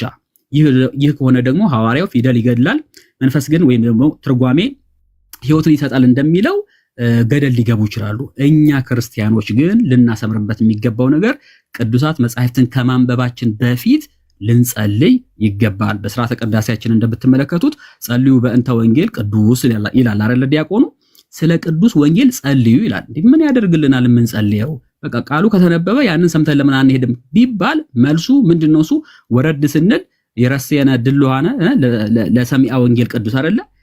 ቅዱስ ወንጌልን ለመስማት የበቃን የነቃን ያደርገን ዘንድ ብለን ምእመናን ምን እናደርጋለን? ተሰጥኦን እንመልሳለን። ለምን ከተባለ መጽሐፍ ቅዱስን መጽሐፍ ቅዱስ ያሰኘው ፊደሉ ወይም ደግሞ የአረፍተ ነገር መገጣጠሙ ሳይሆን በላዩ ላይ ያለው የእግዚአብሔር መንፈስ ወይም እውነተኛው መልእክት ስለሆነ ያንን መልእክት ደግሞ የምናገኘው እግዚአብሔርን በጸሎት ለምነን ጠይቀን ነው። እዚህ ጋር እንደ ማስረጃ አንድ መጽሐፍ ቅዱስ ጥቅስ ብቻ ለጥቀስና እሱም በሉቃስ ወንጌል ምዕራፍ 24 ላይ ቁጥር 32ም እንዲሁም ደግሞ 45ን ማየት እንችላለን። ቁጥር 45 ላይ መጽሐፍትን ያስተውሉ ዘንድ አእምሯቸውን ከፈተላቸው ይላል። ቁጥር 32 ላይ ደግሞ እርስ በርሳችን ሲናገረን መጽሐፍትንም ሲከፍትልን ወይም ሲገልጥልን ወይም ሲተረጉምልን ልባችን ይቃጠል አልነበረምን ይላልና ስለዚህ ቅዱሳት መጽሐፍትን እኛ እንደ ኦርቶዶክሳውያን ልናነብ የሚገባው እንደ ፊክሽንና እንደ ልቦለድ ወይም እንደሆነ ታሪክ መጽሐፍ ብድግ አድርገን ግልጥ አድርገን ማንበብ ሳይሆን የመጽሐፉን ባለቤት ለምነን እውነተኛውን ሃይማኖት እንድንረዳ መንፈሳዊውን መረዳት እንድናገኝ ጸልየንና ለምነን መሆን አለበት። ይህ ሲሆን ከባዕዱ ኢየሱስ እና ከሐሰተኛው ኢየሱስ በተለየ አባቶቻችን የሰበኩትን እውነተኛውን ኦርቶዶክሳዊ ነገረ መለኮታዊ አስተምህሮ እንድንረዳ እንዲሁም ደግሞ ያነበብነውን ነገር በህይወት እንድንገልጠው ያገዝናል ለማለት ነው። በጣም ይቅርታ ስላበዛሁት እግዚአብሔር ይስጥልኝ። ዮሐዴ አመሰግናለሁ። እሺ ወንድማችን እግዚአብሔር ይስጥልን፣ ቃል የታሰማልን። በጣም እናመሰግናለን። እግዚአብሔር ያክብርልን።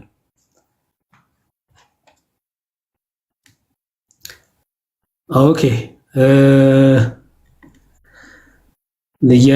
የሚገባ ፕሮ የለም። ስለዚህ እስቲ ፕሮቴስታንቶች ካላችሁ አንድ ቁጥር ጻፉ።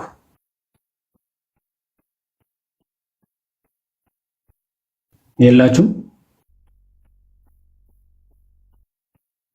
ስለዚህ ገብቷችኋል ማለት ነው። አራራራ ሳትሆኑ እንደዛ። ስለዚህ ገብቷችኋል። አንተ ውርዴት ነገ የፕሮቤት የሚከፈት አይመስልኝ። አረ የለንም እንዳይሉ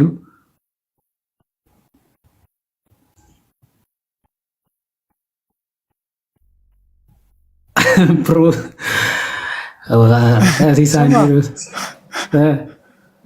ለስማቸው ሲል እንኳን አይገቡም እንዴ? ለመቃወም ፕሮቴስት ለማድረግ እንዲህ አው እንደ ትናንትና እንደገባ አንድ ጀግና ነበር ሰግጦ ክርስቶስ ያው ይህ ስጋዬ ነው የሚለውን ክርስቶስ ይህ ምን ነበር ያለው ይላል። ህብስት ነው እንዴ?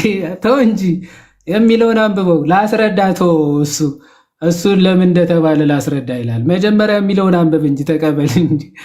አይ እሱ ህብስት እያየኸው ስጋው ነው ማለት ነው ይላል። እንደዚህ ከመሆን በእርግጥ ይሰውራቸው። እውነት ከክርስቶስ ጋር ከመቃረን በላይ አንዳንዴ ከባድ ነው እውነት ለመናገር። ግን እስቲ ለያዛችሁት ስም ምትቀኑ ከሆናችሁ የምርም አንዱ ባለፈው አታስታውስም እንዴ ናትሻ ይቃወማሉ አለ። አንድ ሰው አስገብቶ ይቃወማሉ። ምንድነው የምቃወመው? እኔ እንጃ የሚቃወሙት ደግሞ እኮ ፕሮቴስታንት እኮ አውቃችሁታል። ልቃወም አለ። ዘማሪ ነበር ያለ ፊልዱ ገብቶ ነው እና የሆነ ቤት ከፍተው ሲጠይቁ